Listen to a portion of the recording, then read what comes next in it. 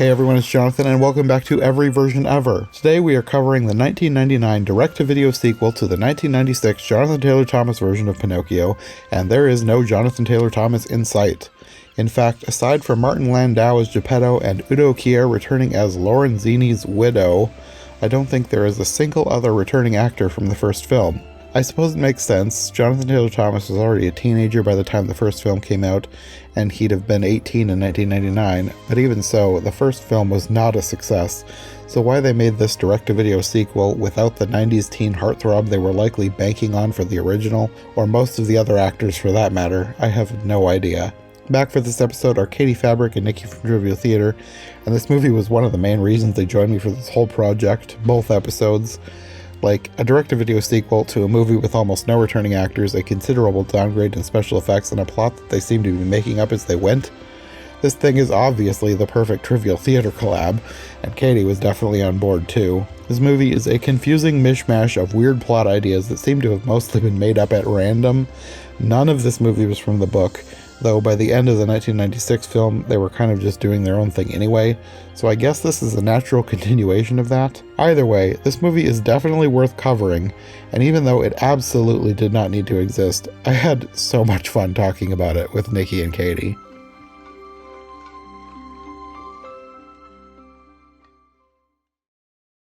So, the new adventures of Pinocchio. Oh, yeah. Wow. Yes. Wow. They really are new adventures. But are they? Oh, it's funny because I got confused which one was first. And so I started this one. I'm like, this is weird. This is a weird way of like starting the first movie. What's going on? And then I'm just like, oh wait, I'm watching the sequel. So I had to stop it, go back. And then I'm just like, do I want to watch the first like 10 minutes again? And I'm like, no. So I just picked it back up. That was a smart move. Which is funny because I watched the first, like half hour of the Pauly Shore one twice. Oh no. Because I was watching it by myself and I'm like, I could not get through this movie by myself. I need like my Tom Servo. So I grabbed my sister and we just like riffed it the entire time so I could actually make my way through it. Nice. But like this movie, I was just like, I can't do that today, so I'm just not going. Yeah, between the, like, having not seen this, I just read a brief synopsis, and then having watched the Pauly Shore one, I think I assumed that that one maybe had some basis in the book, and that this one was based on whatever part of the book that one was based on. But now, having read the book, neither one of them had anything to do with the book. There's no circus or carnival that Pinocchio worked at. Well, see, the issue is that you're comparing the New Adventures to Pinocchio, which is obviously based off of fiction, when the Pauly Shore one was the true story. Exactly. So, that was your first mistake. Your second one was watching the Pauly Shore one, period. Yeah. Yeah. Although This... the CGI of Pepe in this, I'm actually pretty sure was worse than anything that Pauly Shore's Pinocchio gave us. Yeah, no, when he finally turns into CGI in this one, it was like, this is a significant downgrade from even the first movie. I got mad. This is like bad. Like, I don't know if you're familiar with, like, when I was a kid, we used to get a magazine from a place called Christian Book Distributors. And I always looked forward to the CBD magazine coming because it had all the stuff that we would never buy. But it had all these videotapes that I would, like, it was like in the realm of VeggieTales, but it was not VeggieTales. So you're saying it's a ripoff of VeggieTales? Something like that. And he reminded me of whatever would be in those really bad, low-budget Christian CGI movies, because they always like start some kind of a weird talking bug or something. And he was like that level of bad CGI. I felt bad that Warwick Davis had to voice Right? that. Yeah. Yeah. Right. Truly. Like, it happened, and like he transforms into Pepe, and I'm like, if you're going to hire Warwick Davis, why would you transform him into a horrible CGI cricket? Like, why would you do this? Exactly. I was having fun with Warwick Davis whenever he showed up. That was like, I was just happy to see him, but now I can't even do that. Luckily, and the thing is, there wasn't even a good reason for him to be there. There's no reason like he couldn't say, people call me whatever they call me, but my close friends call me Pepe. I mean, they could have just left it at that. Yeah. They could have, yeah. I think they probably just did it because at the end of the movie, the cricket said he was stuck with him. So they were like, well, we set a precedent. We better bring him back. But then they didn't bring back Geppetto's girlfriend / maybe wife. They didn't even recast her. Like, they Nope. recast Pepe. Again, it's her happy ending. But like, what they didn't, I don't think they even addressed it. She got one throwaway line, and I don't think that even talked about where she was. It was just basically her love brought Pinocchio to life, or her and Geppetto's love, which doesn't even make sense having seen the first movie, because he carved the heart when he loved her and she didn't know about it and married his brother. Yeah. So it's not, like, this movie feels like its own thing. Even though there's a couple of actors that reprise their roles, this movie feels like its own thing. It does not feel like a sequel to the first movie at all. This felt very much like either an after school special or like just some kind of a weird TV movie. Yeah. Well, it was a direct-to-video knockoff sequel, so there you go. That 100% explains it. Like, it felt like, I don't know. It was just like something you'd see on like a Tuesday night on, I don't know, ABC or whatever, because they needed to fill time. I'm not even sure why this movie exists, because from what I've read, the first movie wasn't even a success. No. So why did they feel the need to make a sequel to it? Unless it was... My only thought is that it was sort of during the era where Disney was doing their direct-to-video sequels, and maybe somebody who was involved with the first movie thought, well, let's do that too. We'll make a direct-to-video sequel to our movie.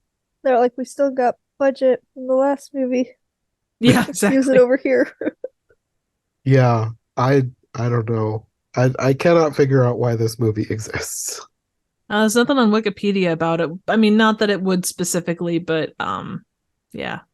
And it happens 3 years later, which, I mean, that's not the longest time ever, but it doesn't feel... Oh, you mean like 1996 to 1999? I thought you meant 3 years later in the realm of the movie. Like, it doesn't... It feels like this is... Well, I mean, Pinocchio himself looks much younger than he did in the first one. I mean, he looks like an actual 12-year-old? Yeah, which I guess makes sense, since apparently Jonathan Taylor Thomas was a teenager and he wasn't supposed to be. Yeah, I don't know. The only other explanation that I thought of was maybe like VHS tapes of the first one sold well enough that they were like, let's make another VHS tape. That's possible. You see, when a movie producer and a studio love each other very, very much, they look at each other and say, you know that kind of failed Pinocchio movie we did a couple of years ago? I'm feeling nostalgic. Let's make a VHS direct to video sequel thing or something. To me, it would be more like if a studio and a production company love money very, very much. Very true. But yeah, there's not a whole lot of information available on the making of this movie. I didn't even know it existed until I decided I wanted to do the original one with Jonathan Taylor Thomas. The first I'd heard of it was when I looked at the Wikipedia page and it said a sequel had been made. And I was like, what?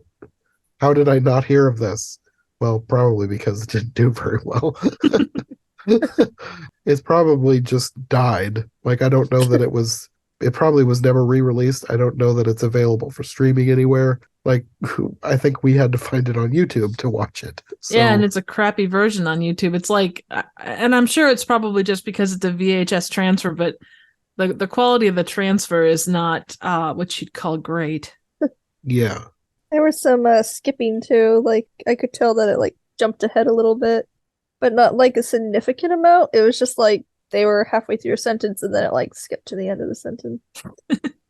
Oh, you can, let's see here. You can actually find you can find a VHS for $14 on Amazon, or you can find the DVD for $31. Oh, it made it to DVD. Yeah, 2003, which would have only Wow. been 4 years after, and that was probably pretty early on to do that. So yeah, so there you go. Okay.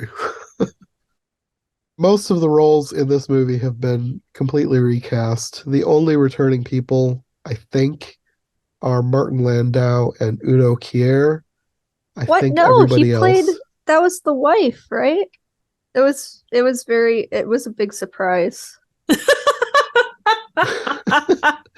Well, the actor came back anyway. Yeah. Well, you know, they say if you live with someone long enough, you start to look like them. So Yeah. we'll just go with that.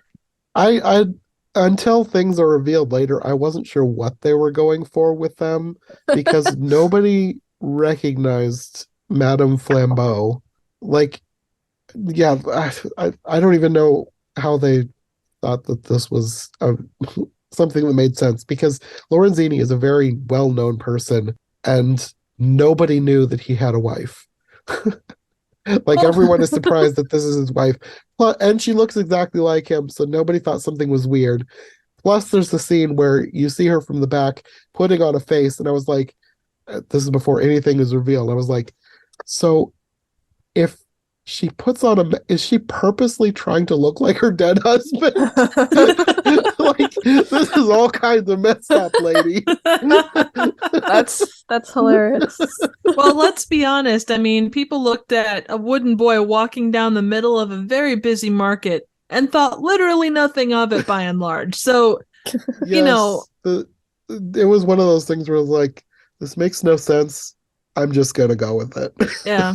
In the words of MST3K, just repeat to yourself, it's just a show. We should probably just relax. Yeah. And another thing that is different is since it's no longer Jonathan Taylor Thomas, Pinocchio has a British accent now. Everybody does, which is, Yeah. oh, we're in the middle of Italy. Hey, Yeah. British accents. When you live in Italy long enough, you get a British accent. Interesting. So they're so Italian for so long, it turns British. Yeah. Okay, cool. Sounds legit. I'm sorry if that's offensive. It was just a joke. I think you're okay.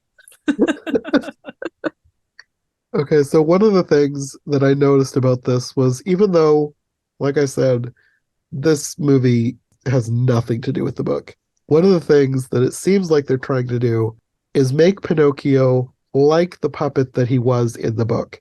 Like, he's not as bad as he was as a puppet, but he has a line at the beginning where he says, life is about doing the least amount of work for the most amount of money. And that is basically something that the puppet Pinocchio would have said in the book. Because his whole thing was he didn't want to work. He wanted to be lazy his whole life. He just wanted to have fun and never work. So it's like they're working him backwards because in the first movie, he's not necessarily bad. He's just kind of naive.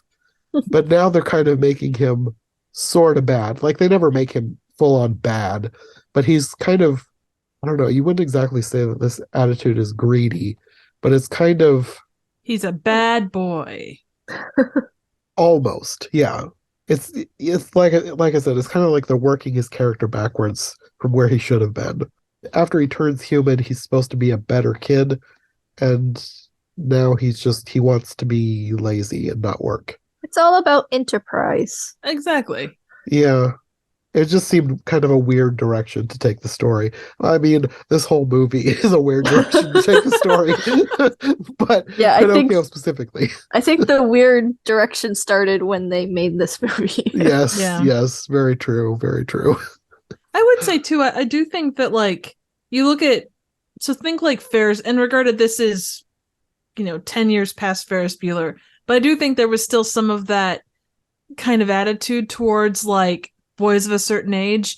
You're kind of always hustling, and you're kind of pulling the whole like Ferris Bueller, or like that whole type of person, like the cool kid who doesn't have to work, can make other people do what they need to do, but he still end of the day talks to the camera, does all that kind of stuff. I kind of got the feeling that's what they were going for with this character out of the gate. Okay. To some extent. I guess that makes about as much sense as anything else that they did. I mean, I'm trying to think of other examples, because there were quite a few characters of that age or that decade of movies that kind of did it. Coming up blank, but I know that there's others. Yeah.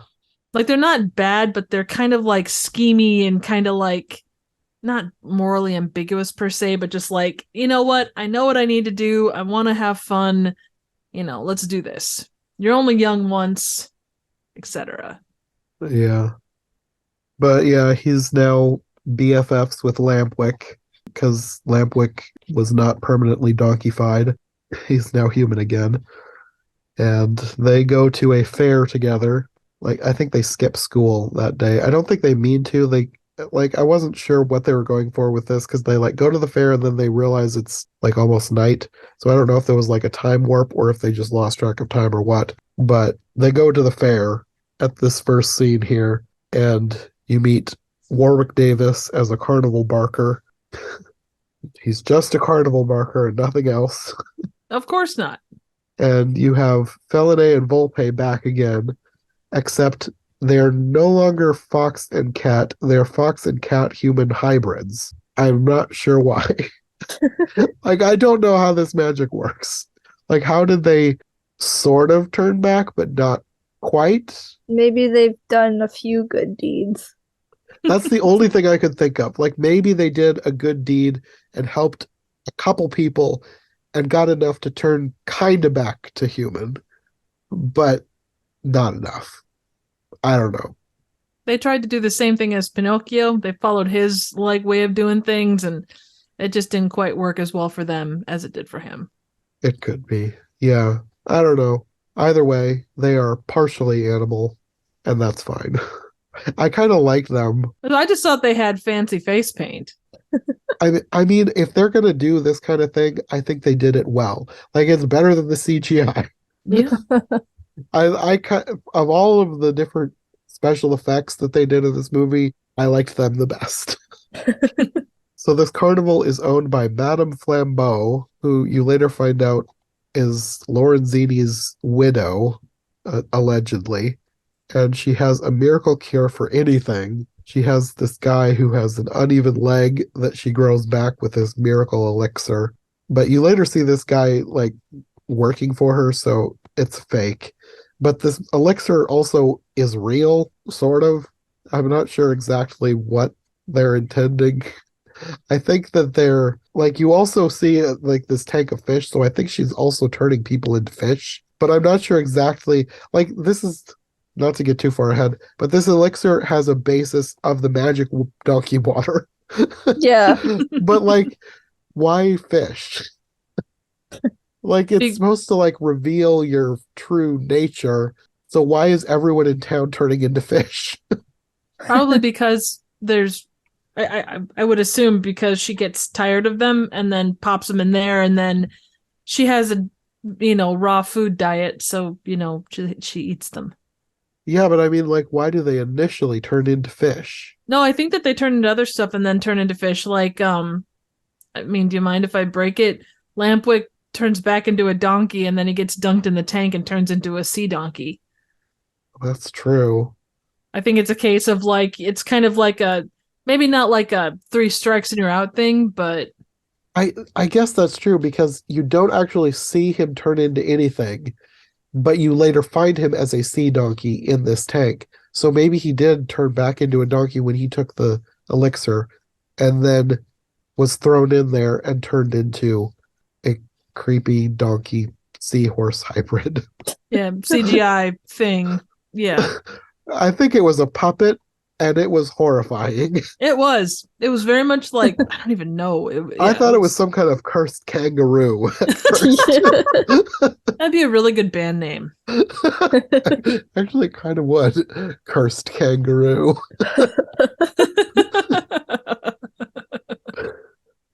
Yeah, anyways, speaking of these fish, they are part of this Hall of Freaks that's also at this carnival. There's all kinds of weird people, some of whom aren't, they're like sort of weird, but not, I mean, that's kind of par for the course with old-timey carnivals. But you have this guy who is like freezing cold, but he blows fire, which I assumed was something to do with how Lorenzini blew fire with his peppers. I don't know. There was also a clown who couldn't wash his makeup off. And that was really odd. I don't know. I did think it was interesting, though, that this clown is dressed like a lot of illustrations of Pinocchio are dressed, like old illustrations of Pinocchio. Like it was that kind of outfit. So I think that that's what they were going for with the clown, but I don't know why he couldn't wash his makeup off or why that made him a freak. Well, it didn't take much. You could be like slightly tall and they'd look at you like you were a freak. Yeah. Like, oh, you're 6'2"? Or the bearded lady, which they also have one of those here. Yeah, and this is down the way a bit, but you kind of pulled a Mr. Creosote from Monty Python. She's sitting there eating, then all of a sudden you hear her explode. Yeah, I guess we could talk about that now. I'll skip it later because it's not part of anything it's not part of the point of the story. But I was watching that scene and I was like, if this were real, I would like feel so bad for her because this carnival is basically exploiting her and killing her slowly. Like, because they're feeding her all this food. I mean, she's kind of happily eating it, but like they are exploiting her and killing her slowly. And then a few seconds later, she explodes. I was like, oh, well, that happened quicker than I thought it was going to. And I mean, it's kind of horrifying, but like Pinocchio, the book is horrifying. And even though this isn't from the book, I mean, it's less horrifying than some of the stuff in the book. So, and also in the Hall of Freaks, Pinocchio finds a girl with blue hair, but only Pinocchio can see her. Nobody else can. And this is another thing that is sort of from the book, but not exactly, because this is the blue fairy, or the fairy with the blue hair, or azure hair, or however you want to say it, depending on which version you've read. So this is a character from the book, but used in a completely different context, which I kind of liked because in the first movie you didn't have this character at all. So I'm kind of glad that they brought her in for the sequel, even though she's used in a different way. And in the book, it wasn't like Pinocchio was the only one who could see her. Everyone could see her. Mm-hmm. She wasn't invisible, so I'm not sure why they did that, but it's fine. She also spoke in rhyme most of the time. Yeah. But then, like, she would just stop at times. And I'm just like, she's one of those characters where, like, she kind of infuriatingly only speaks in riddles. Basically for the plot. Like, to give the character something to solve. Like, she could have told him what he needed to know, but instead she's going to be cryptic and disappear. Well, and it's not like the rhymes made no damn sense. No, they did not. Not at all. They only made sense when he got to the place where she was talking about. It was like, oh yeah, I guess that's what she was talking about. Right. They're on par with like the rhymes that came out of, Batman 1966. It's like, what comes up in the morning and shines really bright? The sun. Well, that makes more sense than this. So. Yeah, true. What's something small but super dangerous? Aha, a canary with a shotgun. That one's like my favorite. Oh, that's awesome. Holy metal, Batman. What? I mean, this metal. It's really rusty. Oh no. The shotgun. Oh god. Random tangents, I tell you. I mean, it was sort of based on something, so I guess it's par for the course. Oh yeah. But they get kicked out of the carnival eventually, and at some point when they're getting kicked out, somebody calls the dwarf insect. And I don't think he had a name before you find out, like, he's Pepe. Warwick Davis. Like, most of the time I just wrote Warwick Davis because I didn't know if the dwarf was given a name. He was not. No. So, yeah, I'm going to try and remember to replace from my notes either dwarf or Warwick Davis with Pepe because, yes, this is Pepe. For some reason, in human form. I don't really know why. I think it was supposed to be a shocking reveal. It's such a twist. Yeah, what the twist? But they somehow realize that it's like basically the end of the day. So, like I said, I don't know if they were in a time warp or what. It was not clear. They get home and Geppetto is now very sick. I think the doctor says he's exhausted himself. I mean, And I'm just gonna say it, but I think he was pretty sick in the first movie too. Yeah. and the doctor basically says he's almost done for unless Pinocchio can come up with the fountain of youth.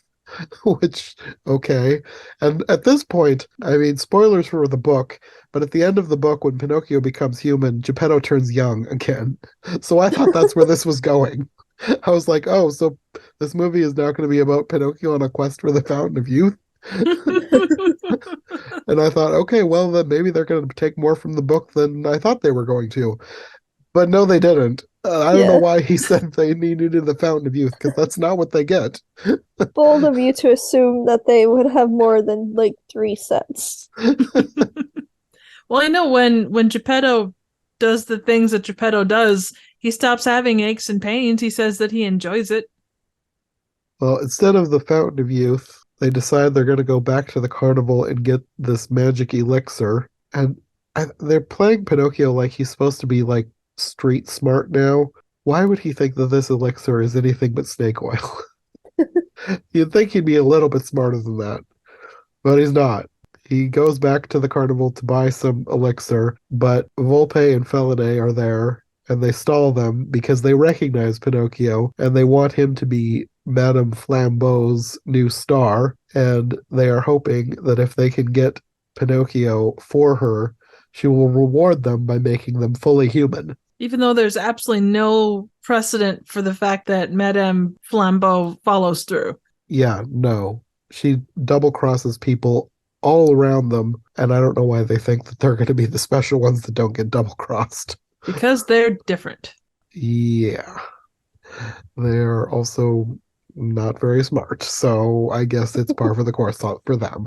True. And their new incarnation is no smarter than the old one. No. So they take Pinocchio to her, and she acts like they don't have enough money for the elixir. They need to agree to work for her in order to earn the elixir. But first she needs to cut their hair and fingernails for some horrible reason, which to me that would be like red flag, red flag, red flag, run, run, run.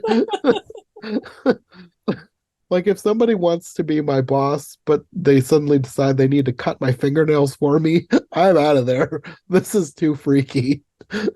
Well, you see, back in the 90s, that's how they did things. Sure. The 1890s. I mean, technically, this is when that takes place. Yeah, probably. I think they did say a year, but I don't remember what it was. So she takes their clippings back to her back room to mix up a potion, which she pours into a pipe organ and plays a warped version of like Beethoven's Fifth or something. Like apparently that's the magic that makes the elixir work. I don't know. Well, different elixirs come out different ways. Like if you play chopsticks, you're going to get a different elixir than, take me out to the ball game. I don't think that they actually had any hard and fast rules for how this magic worked. I think they just did whatever they thought was a cool idea. So, yeah, pipe organ for this one. They just happen to have a pipe organ laying around. So both Pinocchio and Lampwick get elixirs, and Lampwick drinks his right away, and Pinocchio takes his home to give to Geppetto. And somehow Geppetto doesn't choke on this as he's pouring it into his mouth in his sleep. It's like, this is a recipe for death here. And then the next morning, Pinocchio finds that his father is now a puppet, which he doesn't even seem to notice, even though he's like 2 feet tall. He's just wandering around like normal, even though you see him in a long shot and he's like drowning in his nightgown. Like, how is he not tripping on this nightgown as he's just toddling around the apartment? He hasn't had his coffee yet. Okay. When he finally does realize, he assumes that he's died, and he thinks that his being turned into a puppet is his punishment or reward. Which that made me laugh. He kind of does that throughout, though. He tends to be pretty cheeky. I did kind of like the Pinocchio version of Geppetto. I think I actually liked the design of Puppet Geppetto better than Puppet Pinocchio. He was kind of cute. It was the glasses. Probably. Probably. So Madame Flambeau shows up and reveals herself to be Lorenzini's widow, which nobody knew that he was even married. And she's furious that Pinocchio is not a puppet, but she takes them both to work for her anyway. And they're forced to dance under threat of being burned alive, which seems to be a thing in the Lorenzini family. Well, when in doubt. It's a classic threat, make it, if it works, go for it. When in doubt, force everyone to do your bidding by threatening to burn them alive. Absolutely. And that was my family's motto.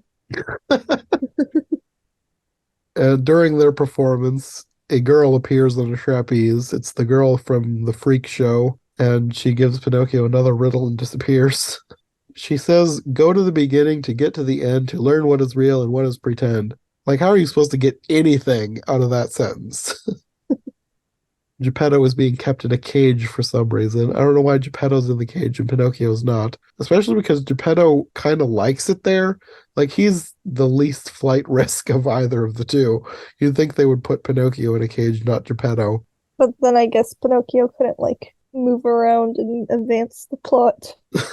Yes, exactly. And Pinocchio goes to see him in his cage and tells him about this apparition.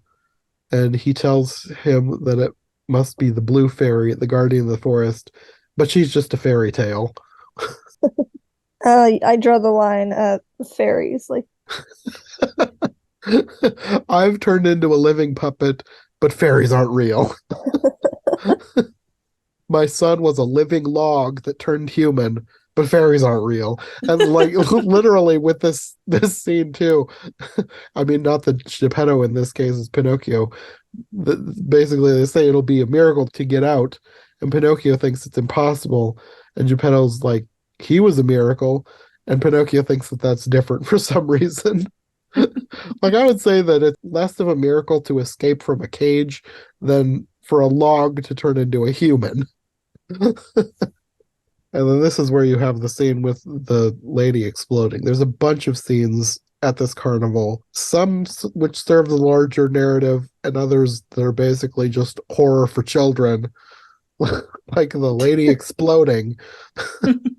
There's a scene where Madame Flambeau is served a fresh fish, which is one of the human-faced fish. This fish tank full of obviously people that have been turned into fish. It basically looks like she's got a human head on a plate with fish fins on it. Yep, that's essentially what it is. Yeah. She's like, "Oh, sushi, how exotic." And she's going to eat this thing alive, which is horrifying. But it jumps out the window and ends up in a barrel of beer, which is like, it's gonna drown and die, but I guess that's preferable to be eaten alive. I think it eventually does escape somehow. Yeah, it jumps out of there into a cart full of hay and just rolls away. And you're like, okay. Yeah, I think it survives, but it's like, I don't know how far it's gonna get. Some filmmakers use their time to advance the plot in the story. Well, I say their time. Yeah, The only thing that I think a lot of this serves is to just show you that time is passing. Because there's just random stuff happening through here. And yeah, you learn Geppetto is becoming accustomed to all this. He likes his new life. And then you learn that the prince is coming. The prince. The prince is coming to watch. The Prince of Florence. What, like, okay. You get another scene with the fairy, more riddles. There's just a lot of stuff happening that you don't get very far yet until Pinocchio goes to look at the fish people and sees a horrifying mutant kangaroo beast drowning in a tank. Another Oh, great wait, band name. It's actually Lampwick, who is now a sea donkey. For some reason that's not explained, but okay. I feel like if I'm walking by a fish tank and I look in and I see this horrible mutilated sea donkey, I'd just be like, yep, that's my friend right there. Yeah, he sees this horrifying monstrosity and he's like, Lampwick. Like, what gave you the idea that this thing is Lampwick? It doesn't look anything like him, either in human or donkey form. It's so warped and hideous. Like I said, I thought it was a mutant kangaroo. It does not look anything like a donkey. They have a connection. That's all you have to know. Okay, that's the only explanation that makes sense. Their friendship Literally. is stronger Yeah. than, whatever. Yeah. But that's only one of the horrifying things in the tank, because Pinocchio sees someone taking a fish out of the tank. He follows it to the kitchen, where he basically wreaks havoc to rescue this thing that turns out to be like a child's head with fins on it. This is like this. I'm sure this would have given me nightmares if I'd saw it young enough. That was horrifying. This little kid's head, but it's a fish. Well, it's just a variation on Little Mermaid. Yeah, okay. I think at this point he goes to tell Geppetto about it, but Geppetto doesn't want to talk about anything other than how much he loves being a puppet. So then he goes to find Pepe, who he doesn't know is Pepe yet, and they decide that they're going to try and get them out of there. Pinocchio is also caught here and brought to Madame Flambeau. This is where you see that she's wearing a mask. And at this point, I'm like, is she wearing her dead husband's face on purpose? Which everything about her is messed up, but that is very messed up either way. Pinocchio wants to quit, but she threatens to cook the sea donkey and burn Geppetto alive. And Pinocchio starts crying, and she grabs a chalice and starts collecting his tears, which is hilariously dark and so dumb, but hilarious. Evil, but hilarious. I don't know why, it just cracked me up. Like, oh, a crying child, collect the tears in a chalice. She was doing this to create another elixir because she wants him to be restored to a puppet. And she promises that she will turn Geppetto and Lampwick back to human if he gives himself up to be a puppet. And he agrees, but of course, she's lying. So now he's a puppet and everybody else is still puppet and horrifying monstrosity. And as all of this is happening, the prince is arriving and Geppetto is being interviewed by the Chicago Daily News for some reason. I'm correct. They're in the middle of Italy in the late 1800s, and the Chicago Daily News is there for a puppet show, I guess. This is a slow news day. Really? It was so slow he could fly all the way to Italy to find news. Hey, they were more about the international news back in the day. Yeah, gotta get in those international puppet shows. Oh, yeah, definitely. We're branching out. And you get a scene here where he lies to the newspaper about having performed for royalty, so Geppetto's nose grows now. I guess that's just a thing with puppets. At least they're consistent with that in the inconsistencies. So Felinae and Volpe, meanwhile, are furious that everything is going great for Madame Flambeau and that she never turned them back to human. So they hatch a plan. And at the same time, Pinocchio realizes that she lied. Like, duh. And I was confused about what was happening here. I thought everyone decided to team up until I realized later they didn't. So then I had to watch this. I literally watched all of this 3 times to figure out what happened. It shouldn't have been that hard. But there was 2 conflicting plans going on, messing each other up. So Felinae and Volpe are working together, and Pinocchio and Pepe are working together, and they switch out puppets sort of at the same time. So one of them ends up with a real puppet and a fake puppet, and the other ends up with a real puppet and a fake puppet. And I just thought that there was like teaming up but double crossing going on. So I literally watched this whole scene 3 times to figure out what happened. So it's a double cross of a double cross of a double cross covered in whipped cream. That's kind of what I thought was happening, but it was simpler than that. And I think I was writing notes at the same time and missed very brief scenes that made things more clear. But they escape with a fake puppet, Pinocchio and Pepe, and Felinae and Volpe take Geppetto and a fake puppet and hide them and tell Madame Flambeau that they know where they went, like they pretend that they had nothing to do with it. So they want her to turn them back to human, and they won't give her them back until she signs a contract promising to make them equal partners and fully human. So everybody doesn't have what they need, and she's mad at Felinae and Volpe because she only has one puppet. Although I think Geppetto plays dead for a while, so she thinks that she has 2 fake puppets. That's another thing that confused me because I didn't see the very brief scene where you see Geppetto's face, and she says that she has more fake puppets. So I was like, so why are there 3 fake puppets? And what happened to Geppetto? So I kept rewinding and trying to figure out where Geppetto went. It was very confusing how they shot it Yeah, and like laid out all the information.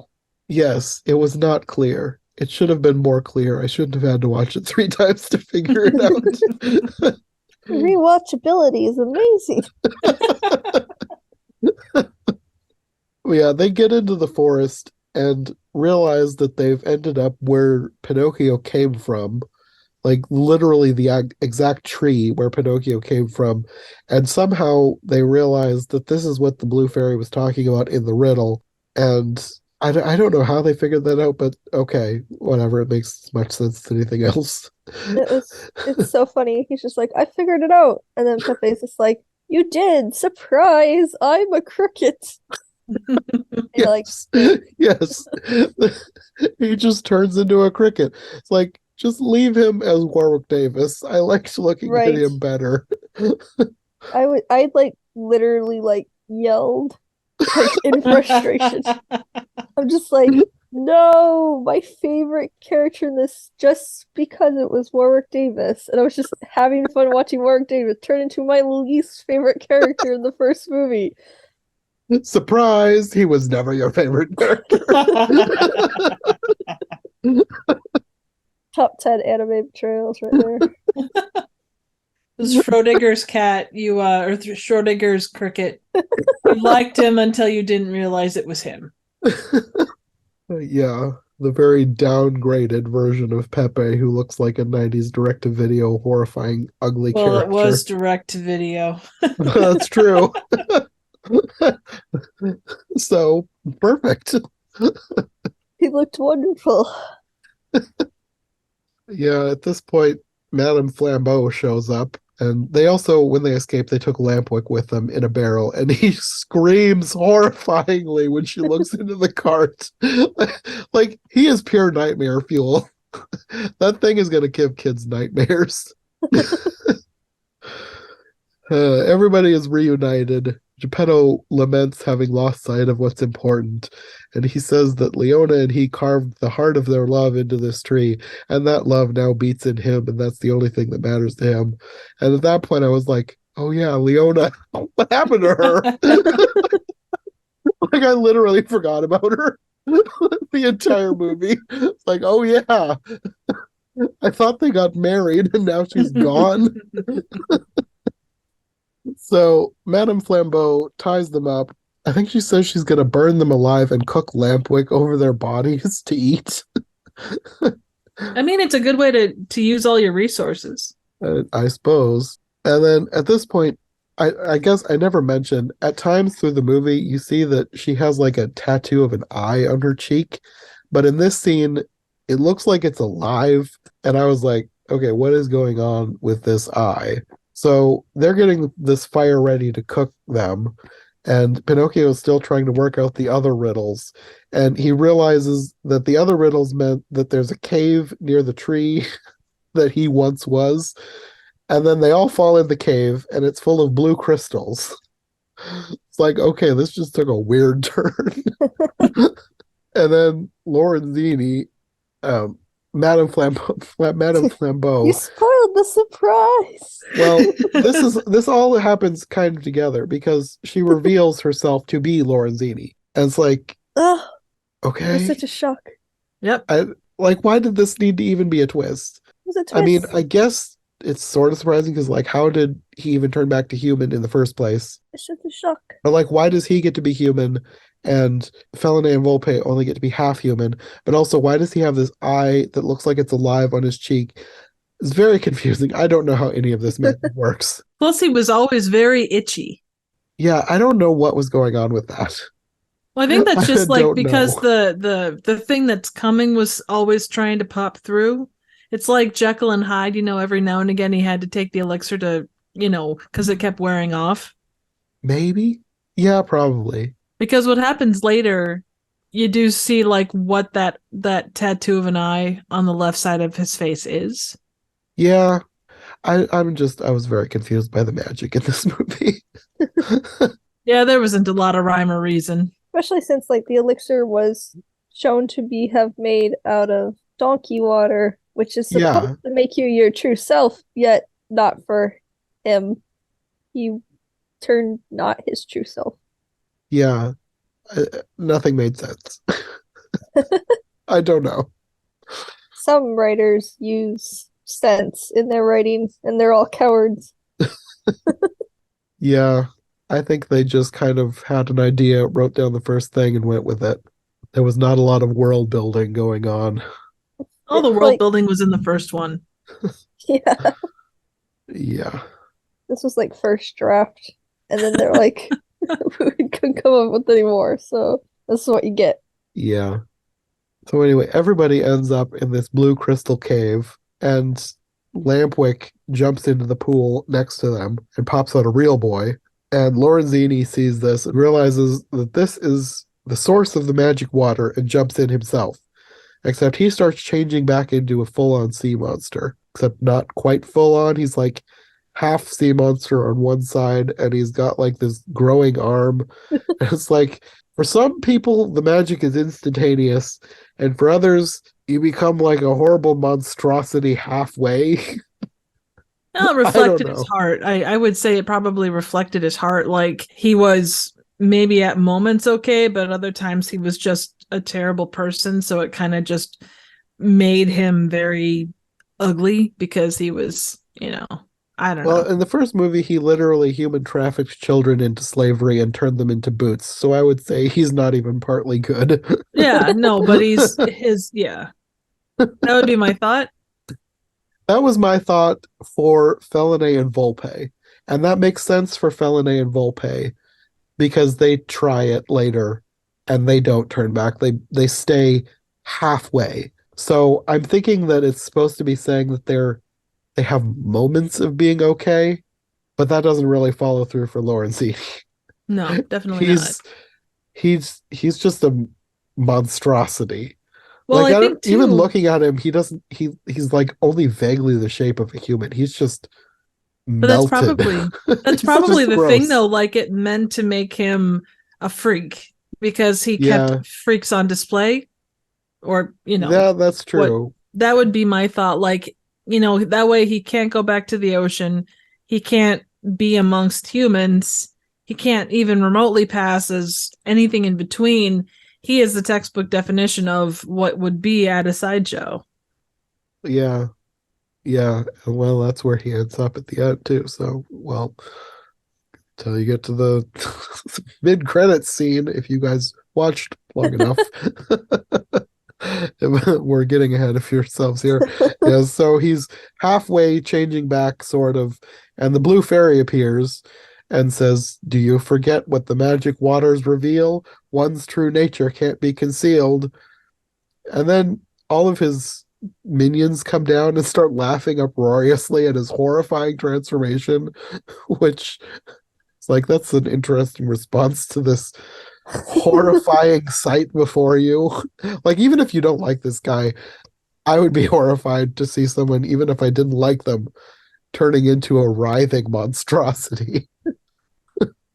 But Pinocchio and Geppetto jump in, they change back to human. Felinae and Volpe try it, but they're not changed back. And then next day, Pinocchio meets a girl that I think is implied to be the Blue Fairy. I wasn't sure. Like, I think it's the same actress, but she doesn't have blue hair. She has black hair. I'm not sure what they were going for with that scene. I think that he made he made the whole like love connection thing with the blue fairy as this girl, and then like how they always have back in the 90s they would always have the one that would show up and be like, "Hi, my name is nothing like the person that you knew, but I'm just like her." Mm-hmm. Maybe. And Probably. then it's like, was it really them? Or Yep. was it not? Yeah. Ooh. This person is just arrived from out of town and she's attracted to Pinocchio? Gasp. And they say something that's slightly similar to the original person, and so the main character looks at him like, what? Exactly. Yeah. Well, I suppose that works for this one, but they were doing so well with making her at least physically like the fairy from the book, but now she's definitely not, because in the book she was at times basically his sister and at times basically his mother, which you shouldn't be dating that character in this case. Just a Leia and Luke situation, whatever. Spoilers, by the way.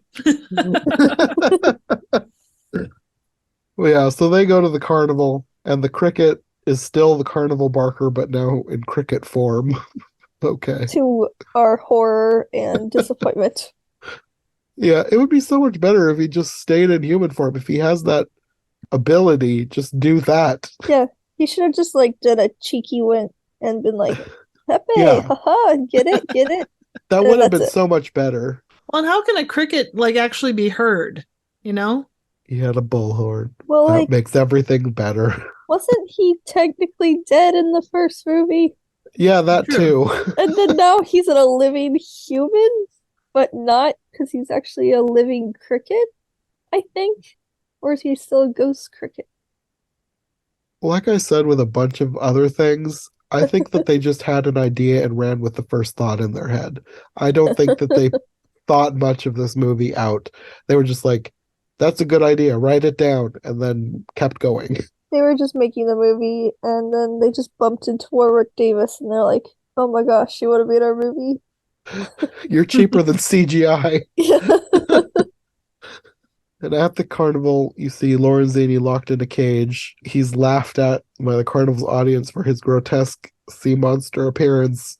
It's like, I would not be laughing. I would be No. revolted. And Geppetto now works at this carnival. He's found his true calling. He's not the puppet anymore. He's now the puppet master. And he has this huge show that everybody loves. The prince is there. He loves the show. The show also has disco balls for some reason. It's like, okay. They were quite a bit ahead of their time. Just reached 100 years into the future and pull out some disco balls. Oh, yeah. As you do. And that's basically the end, except midway through the credits, you get a scene of Lorenzini escaping his cage. Because they didn't even lock it. That just with a little latch that was Yeah, super easy you'd to think. grab. I mean, he sort of doesn't have thumbs, so maybe they thought he wouldn't be able to pull on it, but I But wouldn't have chanced it. I mean, like he had octopus legs, and as we all That's know, true, yeah. octopus are like the most escape artists of all creatures. Yes. So I don't think that they put much thought into how they were going to keep this thing in a cage. Not really. They kind of run into the same thing they did with Masters of the Universe. They were kind of absolutely thinking, yeah, you know what, we're totally gonna have another season, another sequel. yeah, I wonder if they were setting up another movie and then they just never made it. I have a feeling that Basically. this one didn't sell very well because nobody even knows it exists. So whatever they were setting up never turned into anything. yeah. I think it was just wishful thinking. They're like they made let us make two, so obviously they'll let us make a third, right? So yeah, that's the new adventures of Pinocchio. They didn't seem that much different than the old Adventures of Pinocchio. I don't know. I thought it was quite different. Well, this specific one. Yeah. All in all, I'd have to say it's kind of mid-tier of the Pinocchios that I've seen. Well, look at the other ones. You had the Disney remake. You had the Pauly Shore one. Yeah, You had it's the not a the high two. bar you have to meet to be watchable. Yeah, that's like saying, well, he didn't stare at a giant pile of horse poop. He didn't have like a terrifying CGI cricket. He wasn't Pauly Shore. I don't know. He didn't turn into Jonathan Taylor Thomas at the age of like 16. So, yeah. I don't know. Yeah, I don't think Pinocchio has an extremely good track record as far as adaptations go. It's been made and remade so many times that from what I've read, I haven't watched all of them, of course, because there's so many. From what I've read, there's not very many good ones. So you don't have to try too hard to make something that's watchable. And I think that they made things that were watchable with these movies. I like the Jonathan Taylor Thomas one mostly out of nostalgia, but this one was fine in a bizarre, horrifying kind of way. Like, I probably won't ever watch it again, but I didn't hate watching it like I have with some other horrible versions. It was entertaining to just have my jaw drop at every time something else extremely bizarre and horrifying happened, like a lady exploding to death and a horrifying mutant kangaroo monstrosity shows up drowning in a fish tank.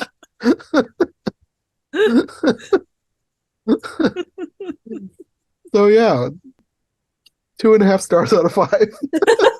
You know what? It's not the worst score a movie has ever gotten, and it wasn't Pauly Shore, and it wasn't. I think that sounds about right. So I take that half star off for turning Warwick Davis into a horrible CGI. yeah, I'd take off a whole star for that.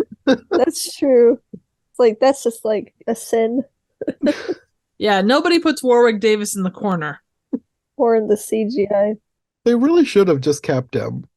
Like, even they made so many other bizarre changes to the lore of the first movie Yeah. that I don't think dropping Pepe the Cricket and just having Warwick Davis be a totally different character would have hurt the movie. In fact, I think it would have helped it a lot. Or he could have just like been like, I was Pepe, and then he like does a little spin and like That too. transforms and That gets too. like a top hat and like an extra pair of arms. But they're like, Actually, I would have liked that. yeah, they're like goofy, like you can tell they're not real, but like they're just kind of hanging off of him. I guess that will be the end of our discussion on all things 90s live action Pinocchio. Until the next one. I'm sure there probably there's- are other ones we could talk about. I just haven't found them yet. They'll find you. Probably.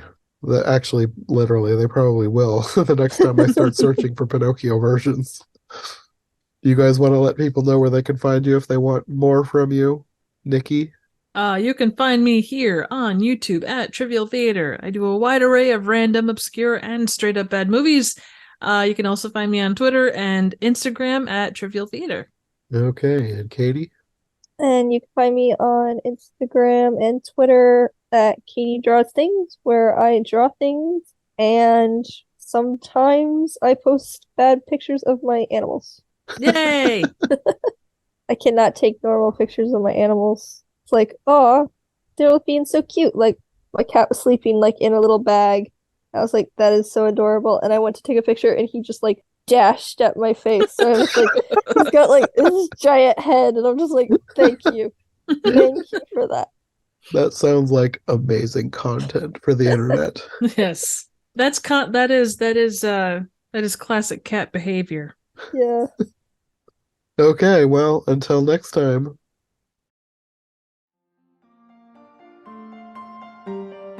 Thanks for listening to Every Version Ever. If you like what you've heard, make sure to subscribe on your preferred podcast platform or to our YouTube channel. Make sure to follow my co-hosts as well, and if you want more content from us, check out one of the other podcasts in the iHeart Movies Podcast Network, or check out my brand new Patreon. My Linktree, as well as any other relevant links, will be in the description. We'll be back soon with another brand new episode, so thanks for listening, and we'll see you next time.